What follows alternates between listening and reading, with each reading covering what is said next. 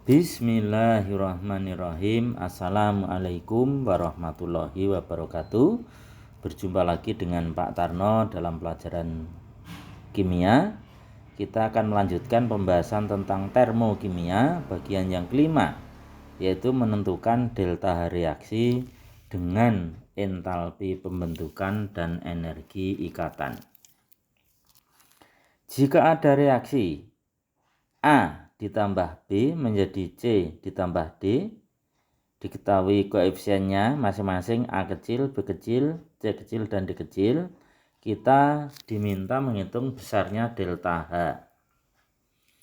dengan menggunakan entalpi pembentukan standar. Rumusnya adalah delta H0, entalpi pembentukan standar, adalah koefisien. Dalam ini dituliskan C kecil kali delta H F0 C ditambah D kecil kali delta H F0 D dikurangi A kali delta H0 F A ditambah B kali delta H0 F B. Nah, C dan D ini adalah produk, sedangkan A dan B adalah reaktan. Sehingga secara singkat boleh dituliskan delta H0 berdasarkan perubahan entalpi dapat dihitung sigma atau jumlah delta H0 F produk dikurangi delta H0 F reaktan. Yang perlu diperhatikan bahwa delta H0 F untuk unsur bebas adalah 0. Misalnya O2, H2, N2, kemudian ada F2, itu adalah 0. Biar lebih paham, kita langsung ke pembahasan soal. Jika diketahui entalpi pembentukan standar dari CO2 gas, H2O gas, dan C2H4 gas berturut-turut minus 394 kJ per mol, minus 242 kJ per mol, dan 52 kJ per mol. Tentukan jumlah kalor yang dibebaskan pada pembakaran 1 gram C2H4 jika diketahui ARC12, H1, dan O16. Oke.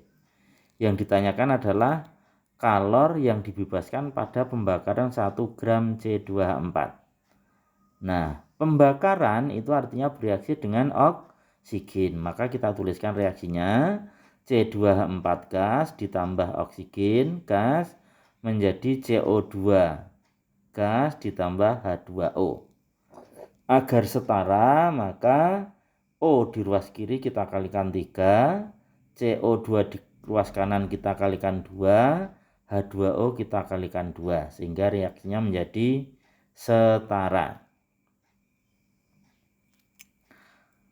Oke, kita akan menghitung entalpi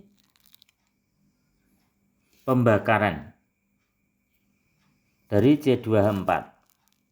Sehingga delta H0C C2H4 adalah tadi apa? Sigma produk dikurangi sigma delta H0F reaktan. Produknya berarti ada 2 kali delta H0F CO2 ditambah 2 kali delta H0F H2O produk dikurangi 1 kali delta H0F C2H4 ditambah 3 kali delta H0F O2.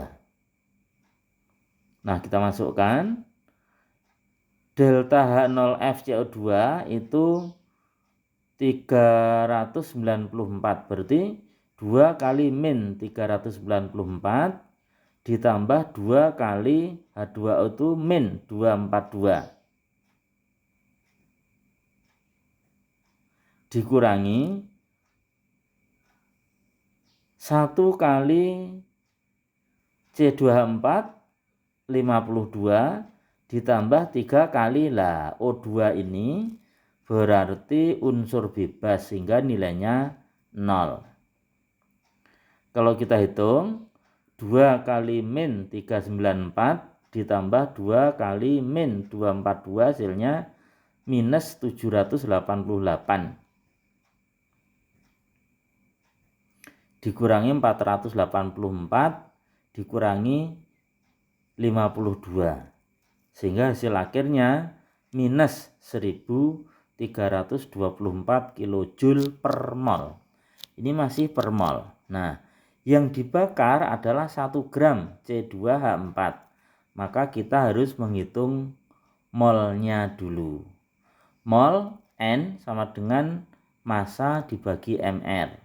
Massanya 1 gram, mR-nya C2H4, C-nya berarti 2 kali 12 ditambah 4 kali 1. Hasilnya 28. Sehingga molnya 1/28 mol.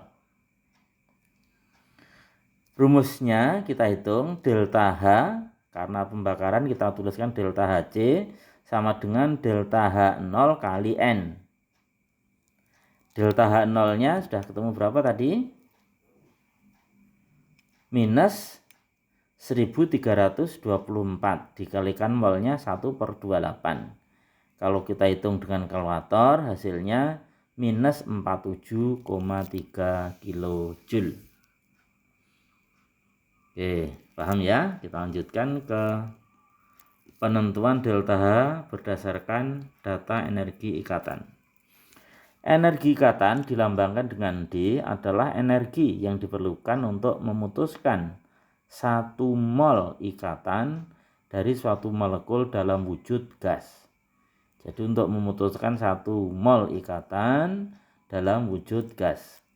Menurut konsep energi ikatan, reaksi dapat dianggap berlangsung dalam 2 tahap, yaitu pemutusan ikatan dari reaktan, yang kedua pembentukan ikatan pada produk. Jadi yang namanya reaksi itu dimulai dari pemutusan ikatan pada reaktan, setelah terputus maka ditata kembali atau disusun kembali menjadi sebuah produk.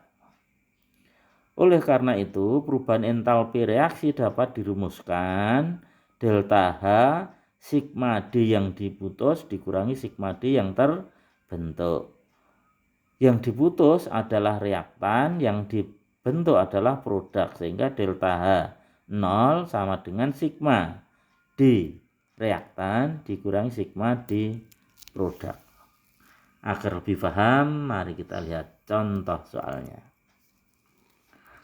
Diketahui energi ikatan rata-rata dari C tunggal C 348. Kemudian C rangkap 2C 614, C rangkap 3C 839, C tunggal H 413, H tunggal H 436 kilojoule per mol.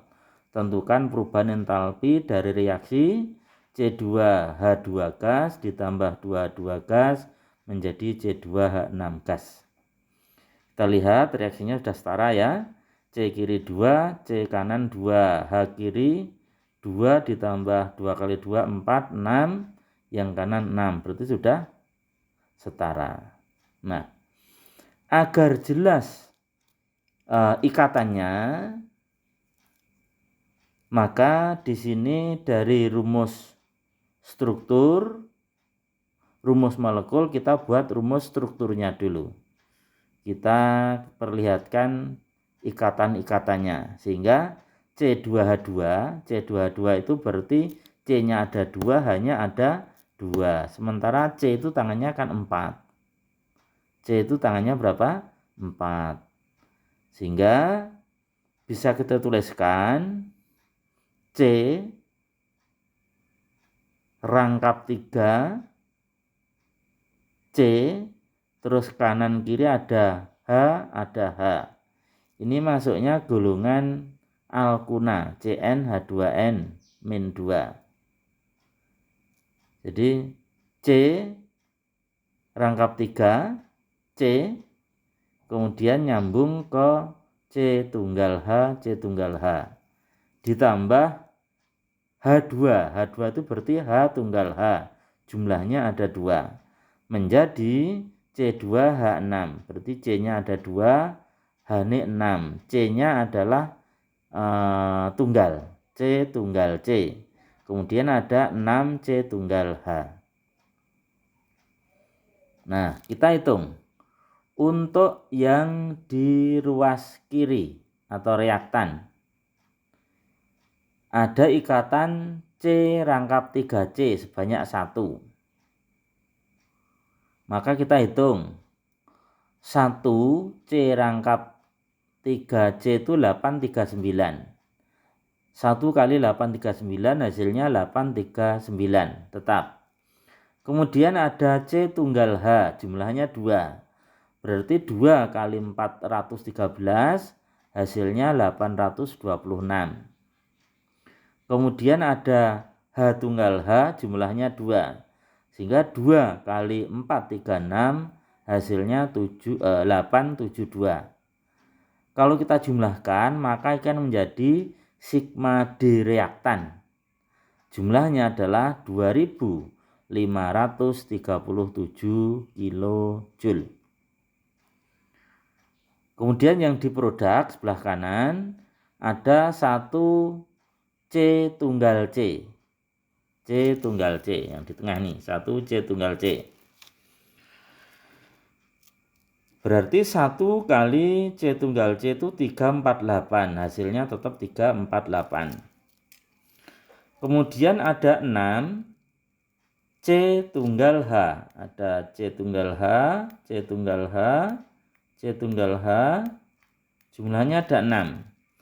Berarti 6 kali 413. Hasilnya 2478. Kemudian kita jumlahkan menjadi sigma D produk. Hasilnya 2826 kilojoule. Nah, berarti delta H itu adalah sigma D reaktan dikurangi sigma D produk. 2537 dikurangi 2826. Hasilnya adalah minus 289 kilojoule per mol. Nah, jadi 2 minus itu artinya melepaskan kalor sebesar 289 kilojoule per mol. Oke, demikianlah pembahasan pada kali ini. Semoga bisa difahami dan bermanfaat. Assalamualaikum warahmatullahi wabarakatuh.